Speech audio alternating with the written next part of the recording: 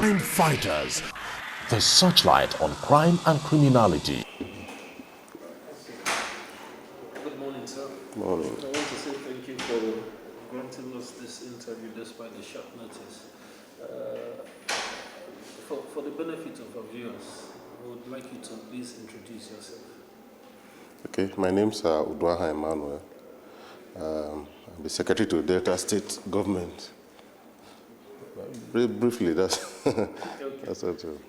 We would say the present administration has been on the saddle for about 6 years now.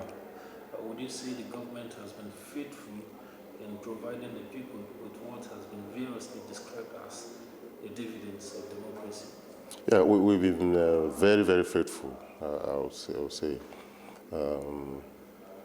Because in Delta State, we have provided some basic infrastructure commensurate with what fund we have. We have also tried to provide a peaceful environment for investors to come in and to secure the lives and properties of Deltans. I think so far, so good. Well, Delta State is known to be one of the states that receives the largest amount from the Federation account, the oil derivative. There's a school of thought that says the government has not really done enough commensurate with what it's received from these various coffers since 1999. How would you react to this? I think whoever is saying that is just being mischievous, because towards the end of last year, we came out with our facts and figures, and the facts and figures are there for anybody to verify. But also, having said that, when you say we receive one of the largest fund from the federal government, you must also know that we have the greatest problem in this country in terms of as a state is concerned. We have a state that is like a mini Nigeria with all the problems, 30% to water, problem with even the people themselves. We have so many ethnic groups. We also have the problem of having so many urban towns that can qualify as a state capital anywhere. So in dealing with the state, you do not just focus on the state capital. You have to focus on the other towns. You know, this is a state where you have Warri and Asaba competing for the available funds. You cannot ignore Warri and face Asaba. You cannot ignore Asaba and face Warri. So you have these two poles, and in between, you have a lot of towns that you have to deal with, in addition to having the rural areas that we also have to deal with. I think the problem we had, that people seem to have and do not appreciate, is that we did not concentrate on Asaba. If we had concentrated on Asaba, I'm sure people would have been singing, oh, Delta States have done well. But we cannot concentrate on Asaba and leave the rural areas and the urban towns. You know? So because we have spread our development, it doesn't have that kind of impact that we would have had if we had concentrated on one or two places. And I think that's why people think that we've not done enough. But the depreciation in the states was very massive before we came in 1999. It was virtually a neglected state where nothing had been done, whether the state capital or any other place. And we had to face the problem squarely. Could this account for why it's also said that some sections of the state are complaining of neglect? It will be. I would rather say we should be specific on which section is complaining of neglect, so that because I don't know of any section that complaining of neglect. Asaba and your child not particular. Well, from the facts and figures that we have, we spent up to 12 billion naira in Asaba. You know, that is Oshimili South Local Government Council. And it's the place where we have the highest expenditure, because what we did was to detail out the expenditure local government by local government council. So they should not complain. They have no reason to complain.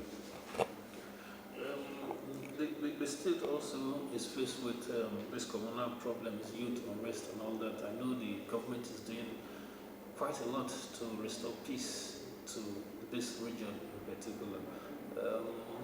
How would you, if you want to cast your mind back to those periods, how would you rate the efforts of the government in achieving peace? In terms of peace, which I think is our greatest achievement, for me, sitting down here as Secretary of State Government, I look at peace as the greatest achievement of the Bori administration, because the unrest in Delta State did not start with this administration. In fact, the issue of the so-called Warri crisis started far back 1952, and it's been recurring. In fact, the last episode that seemed to have stretched for so many years started in 1997. I know this administration came in 1999. And in actual fact, the day the governor was being sworn in Government House, Asaba, the guns were booming in the Warri area. And the first thing he had to do was really to put on a curfew for Warri and the environs. And that curfew lasted for about 2 years, before, after putting on the curfew, he now had to deal with the issues on ground. So it's a democratic government, and usually democratic government believes more in dialogue. And the governor has been able to achieve the much peace he has achieved, basically because he has been involved in dialoguing. He has created structures that give room for dialogue. He has provided environment for the various warring factions and various warring ethnic groups to come together, sit on the same table, and dialogue. So we've been able to achieve the peace that we've achieved basically because of this process of ensuring that people sit together, talk about their problems. What are your grievances? Why are you angry? Why are you upset? Why do you want to carry guns? Why do you want to shoot your fellow neighbor? Of course, and the neighbor, the person that you want to shoot is there, also looking at you. And he's asking, why do you want to shoot me? Why do you think I should be dead while you're alive? And you discuss it. Once you've discussed it, there might be ill feelings, but the possibility of now fighting is minimized. So basically, in a nutshell, that is the way the government has handled it. One other issue that brings about this, that fuels the crisis, the foot soldiers that are used, youth, mostly unemployed, because as it said, an idle mind, the devil's workshop. What's the government doing to engage these youths actively so that they will flee from they free themselves for use for such acts as... Now, the issue of youth unemployment is not just a problem that's peculiar to Delta State. If you go around the country, it's a big issue that people should not look at it as a state problem. It's something all of us collectively, whether as government or private sector, should look at. Because of the decay in the infrastructure across the country, especially electricity, road, water, communication, a lot of our industries have closed down. I'll take the state, for instance, the area where we used to have Delta State Company that was employing well over 15,000 workers. We had a refinery. We had the NEPA or the PAC at Ugeli and Sapele. We had the AT&P. All these companies closed down, and they were unable to employ because of the environment that was no longer good for employment. But beyond that, we now have so many youths that are not doing anything because the environment for even small-scale industry is not there. What are we talking about? We are talking about an enabling environment. Like I've mentioned, electricity is very, very important. For a young man who wants to start a barbing salon, he's not guaranteed of 24 hours electricity. He now has to buy a generator, and he has to fuel a generator. How much will he make to be able to buy a generator, fuel a generator, and be able to pay his house rent and all that? So we have these problems. But we as a government, we are not sitting down doing nothing. We have been involved in training the young ones and women in basic skills where they can repair GSM, they can make bricks, block bricks, they can farm, because we have an outfit in Sapele Amukwe, the Songhai Amukwe, where skills are being developed. And so they can do a lot of things on their own. But the truth is, when they have learned these skills, how do they start the business? That is where the problem really lies, the issue of funding. The government alone cannot give funds to everybody that wants to start a small-scale business. There's a limit to which the government can do, and in fact, we'll be trying to do that. But it is actually the financial institutions that should be assisting these young ones. And these financial institutions, like the banks, should be assisting the young ones. But our microeconomic policies is not conducive for small-scale businesses, as it is today, to start going to take loans. You go there, you take a loan, and you have to pay 25%, 30%, 35% interest. So you end up paying interest without even making any money for yourself. So until we are able to change that policy and fund is available for people to start small-scale industries, we'll continue to have this youth unemployment and youth restiveness.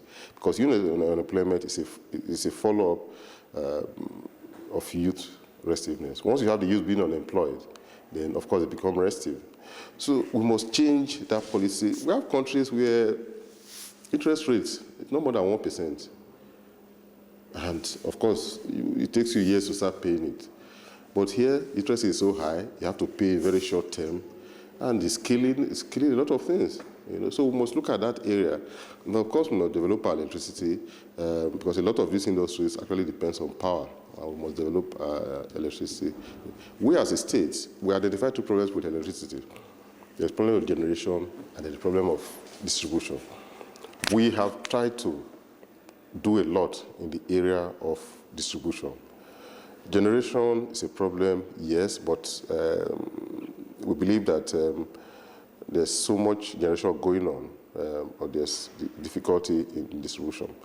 But even then, after trying to distribute, we still have the problem of PHCN powering the facilities. We've installed so many transformers, but we have the problem of what we call the former NEPA, the PHCN.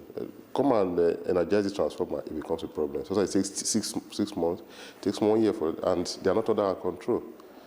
So those are some of the problems we have. We wouldn't have time to delve into many more issues because of the meeting that's coming up. So I'll just ask you to sum up that at the end of this tenure of this administration, what would you want it to be remembered for? Well, I want the administration to be remembered for the administration that came in, saw crisis, but ended up in providing a peaceful environment for Deltans to live. Apart from the other issues of physical infrastructural development, the greatest achievement of this administration, and what I want it to be remembered for, is an administration that provided peace for Deltans. Thank you very much. Thank you.